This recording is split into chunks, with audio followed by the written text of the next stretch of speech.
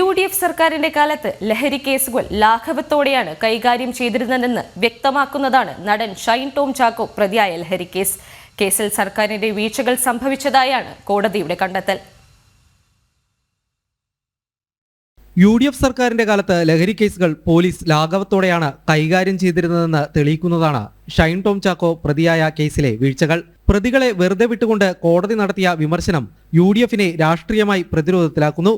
നടനെ കുറ്റവിമുക്തനാക്കിക്കൊണ്ടുള്ള കോടതി ഉത്തരവിൽ പോലീസിന്റെ വീഴ്ചകൾ അക്കമിട്ട് വിശദീകരിക്കുന്നുണ്ട്. കടവന്ത്രയിലെ ഫ്ളാറ്റിൽ നിന്ന് പിടിച്ചെടുത്ത കൊക്കൈന്റെ ഘടകങ്ങൾ വേർതിരിച്ച് പരിശോധിക്കാതിരുന്നതാണ് പ്രധാനപ്പെട്ട വീഴ്ചകളിലൊന്ന്.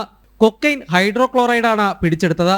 ഫോറൻസിക് ലാബിൽ ക്ലോറൈഡ് ഉൾപ്പെടെയുള്ള ഘടകങ്ങൾ കൃത്യമായി വേർതിരിച്ച് പരിശോധന നടത്തിയില്ല. ഷൈൻ ടോം ചാക്കോ ഉൾപ്പെടെയുള്ള 5 പ്രതികൾ കൊക്കൈൻ ഉപയോഗിച്ചോ എന്ന് പരിശോധിക്കാൻ പോലും അന്ന് റെയ്ഡ് നടത്തിയ സംഘം തയ്യാറായില്ല. പോലീസ് ഫ്ളാറ്റിൽ നിന്നും കണ്ടെടുത്ത വസ്തുക്കൾ സെർച്ച് മെമ്മോയിൽ രേഖപ്പെടുത്തിയില്ല. രഹസ്യ വിവരം ലഭിച്ചെന്ന വാദം പോലീസ് തന്നെ പിന്നീട് തള്ളിപ്പറഞ്ഞു. ഫ്ളാറ്റ് തുറന്നതാരെന്നും ആദ്യം അകത്തേക്ക് പ്രവേശിച്ചത് ആരെന്നും ഓർമ്മയില്ലെന്നാണ് അന്വേഷണ സംഘത്തിന്റെ മൊഴി. പ്രതികളെ പരിശോധിച്ചത് ഡ്യൂട്ടിയിലില്ലാത്ത ഗസറ്റഡ് ഉദ്യോഗസ്ഥനായിരുന്നു. സ്ത്രീകളായ പ്രതികളെ പരിശോധിച്ചത് വനിതാ പോലീസല്ല.